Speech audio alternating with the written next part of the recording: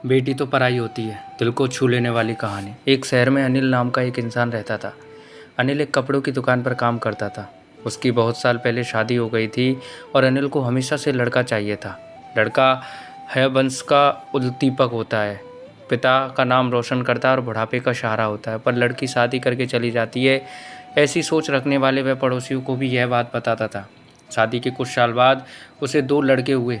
बड़े बेटे का नाम करण और छोटे बेटे का नाम किशन रखा। बाद में कुछ सालों बाद उसकी पत्नी का निधन हो गया और उसके बाद उसी ने उन दोनों बेटों का ख्याल रखा। समय बीता और उसके दोनों बेटे बड़े हो गए और अब दोनों बेटे नौकरी कर रहे थे। दोनों की शादी भी हो गई। शादी होने के बाद भी वह सब एक साथ ही रहते थे।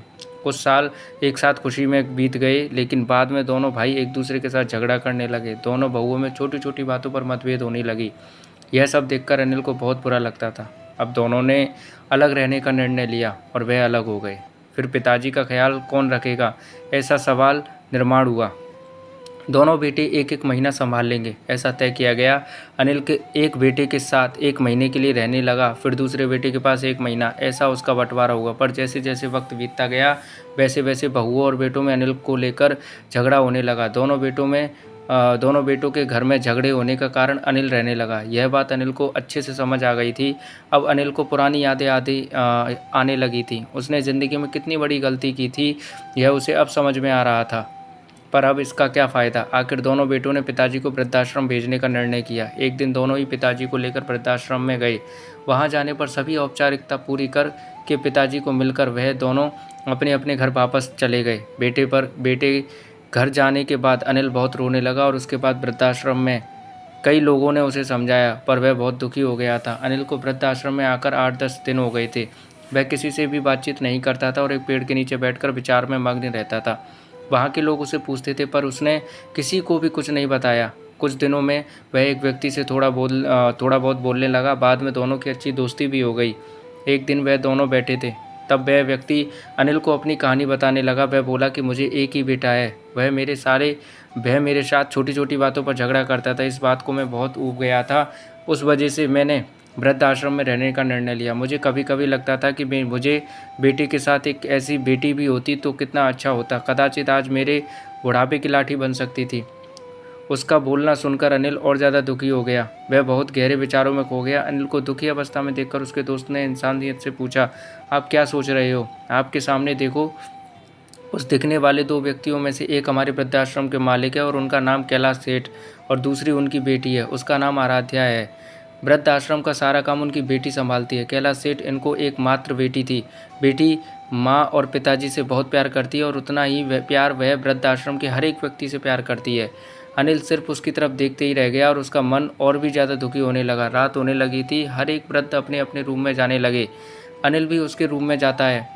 रात का खाना जल्दी खाकर सब लोग सो जाते हैं। अनिल को उसका भूतकाल याद आता है। अनिल की शादी होने के बाद उसे पहली बेटी हुई थी। उस वक्त उसे बहुत गुस्सा आया था। पत्नी के मना करने के बाद भी गुस्से में उसने बेटी को उठाया और दूर जाकर उसे वहां छोड़ आया। पर अब पश्चाताप करने के सिवाय और कोई रास्ता नहीं था। अनिल को रात भर नींद नहीं आई और दूसरे दिन वृद्धाश्रम में एक छोटा सा प्रोग्राम था। हर एक दिन जल्दी उठता है हर एक जन जल्दी उठता है और अपने अपने काम में लग जाते हैं। दोपहर को सब लोग हॉल में एकत्रित हुए। कैलाश सेठ और आराध्या भी आई। वहाँ पर प्रोग्राम चालू था। तब कैलाश सेठ का ध्यान 2-3 बार अनिल की तरफ गया। अनिल उनको बहुत उदास बैठा हुआ देखा। उनको लगता है कि शायद उसकी तबीयत अच्छी नहीं होगी। प्रोग्राम खत्म होने के बाद वे अनिल से बात करने के लिए उनके पास जाते हैं। वह अनिल को दुखी होने का कारण पूछते हैं। तभी अनिल बहुत रोने लगता है और थोड़ी देर बाद वह अपनी पूरी कहानी उनको बताता है कि मुझे भी पहली बेटी हुई थी, पर मुझे बेटी नहीं चाहिए थी, इसलिए मैंने गुस्से में आकर उसे छोड़कर आ गया। आज जब मैंने आपको आपकी बेटी के साथ देखा तो तभी मुझे समझ आया कि बेटी कितना प्यार करती है। मेरी बेटी भी मेरे साथ होती तो मुझे यहाँ वृद्धाश्रम में रहना नहीं पड़ता। मेरे दोनों बेटों ने मुझे दुख के सिवा कुछ भी नहीं दिया। मैंने किए हुए पापों की सज़ा आज मैं भुगत रहा हूँ।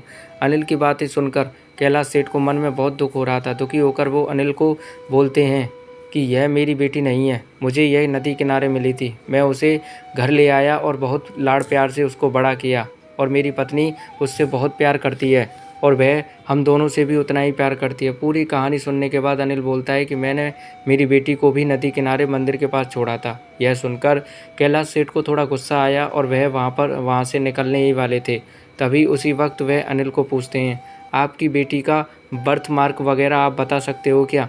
अनिल ने तुरंत जवाब दिया, हाँ बता सकता हूँ। उसके बाएं हाथ पर और पैर पर एक एक उंगली ज़्यादा थी। यह जवाब सुनकर कैलाश सेठ को विश्वास होता है कि आराध्या उसी की ही बेटी है। यह सब सुनकर कैलाश सेठ वहाँ से चला जाता है।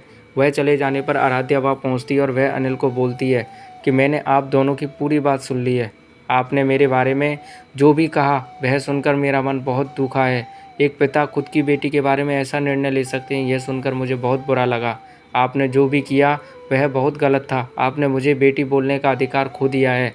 मैं आपकी बेटी होकर भी आप मुझे रास्ते पर छोड़कर चले गए थे और मैं उनकी बेटी ना होते हुए भी उन्होंने मुझ पर जान निछावर कर दिया। इसलिए वही मेरे सच्चे पिता हैं। आप इस वृद्ध आश्रम में रह सकते हैं, पर आज आपने उनके सामने जो बोला है वह फिर कभी भी उनके सामने मत बोलिएगा, क्योंकि आज तक मैंने उनको इतना दुखी कभी भी नहीं देखा।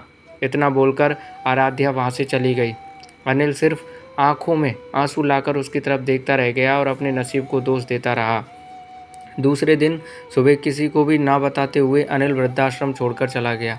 तो दोस्तों, इस कहानी के बारे में आपकी क्या राय है कमेंट करके ज़रूर बताएं। अच्छी लगी तो लाइक और शेयर ज़रूर करना और चैनल को सब्सक्राइब भी कर लेना। बहुत बहुत धन्यवाद दोस्तों।